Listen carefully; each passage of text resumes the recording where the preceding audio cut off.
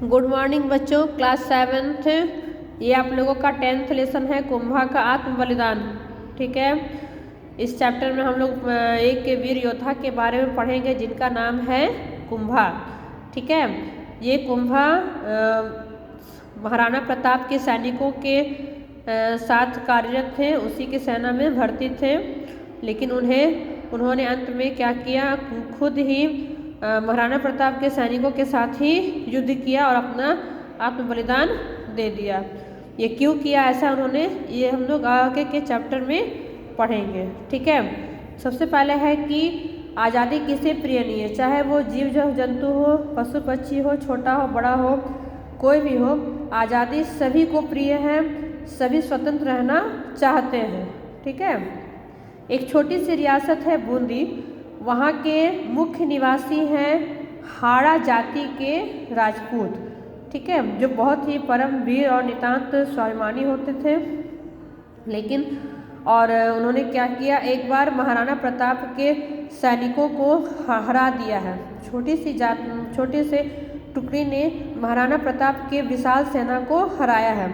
इस तरह से जब महाराणा प्रताप को अपनी हार का पता चलता है तो वो आग बबूला हो जाते हैं, क्रोधित हो जाते हैं और उन्होंने एक प्रण कर लिया कि जब तक मैं बूंदी पर, ठीक है, उस छोटी सी रियासत पर अपना आधिपत्य नहीं करूँगा तब तक एक बूंद पानी भी नहीं पीऊँगा।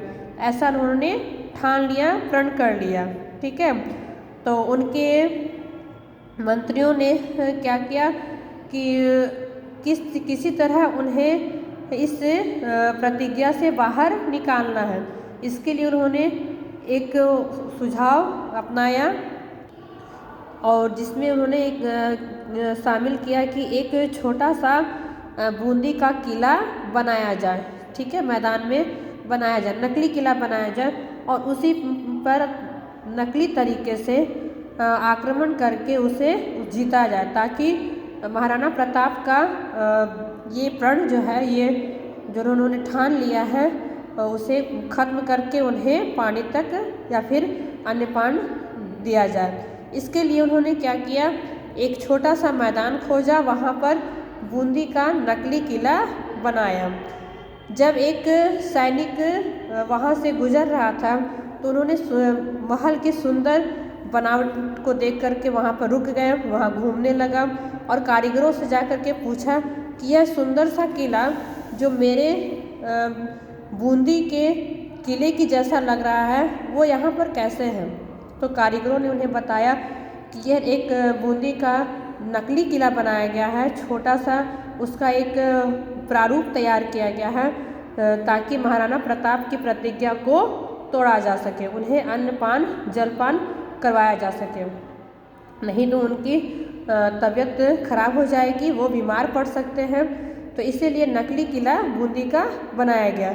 लेकिन जो सैनिक उससे पूछ रहा था कि यह किला क्यों बनाया जा रहा है, वो स्वयं वो सैनिक उस बूंदी का ही निवासी था, जो महाराणा प्रताप के सैनिकों के साथ मिलकर के काम कर रहा था, सेना में शामिल था महाराणा प्रताप के। तो उसे यह बात अच्छी नहीं लगी कि मेरी मातृभूमि का ये तो मजाक उड़ाया जा रहा है और उस मातृभूमि के लिए मैं अपने प्राण तक न्यौछावर कर सकता हूँ जिसका इन्होंने मजाक उड़ाया है।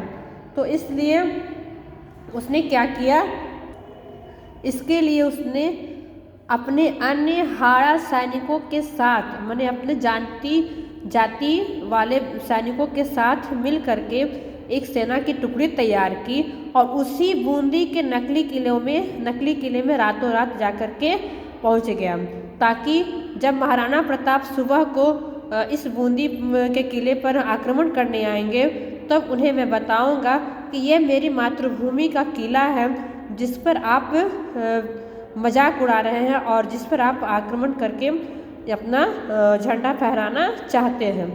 तो इस उद्देश्य से वह अपनी छोटी सी 20-25 सैनिकों की टुकड़ी के साथ वह उस नकली किले में प्रवेश करता है।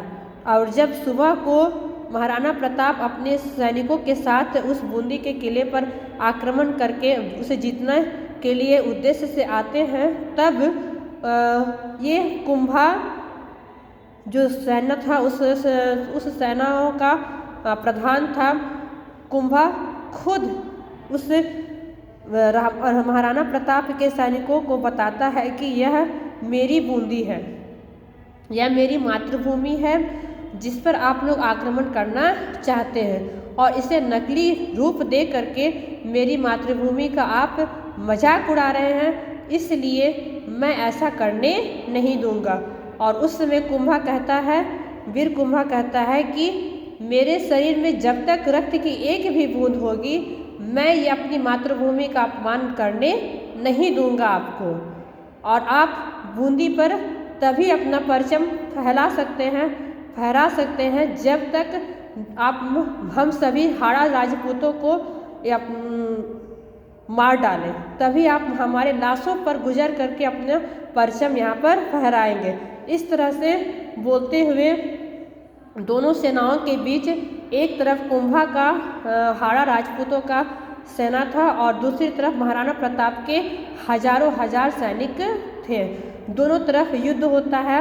इसमें हालांकि वीर कुंभा अपने 20-25 सेनाओं के साथ मृत्यु को प्राप्त होता है, अपना बलिदान दे देता है और जिससे उसकी हार हो जाती है और महाराणा प्रताप का परचम उस बूंदी के नकली किले पर फहराया जाता है ताकि उन्हें अपने प्रण से निकाला जा सके, उन्हें अन्न जलपान करवाया जा सके।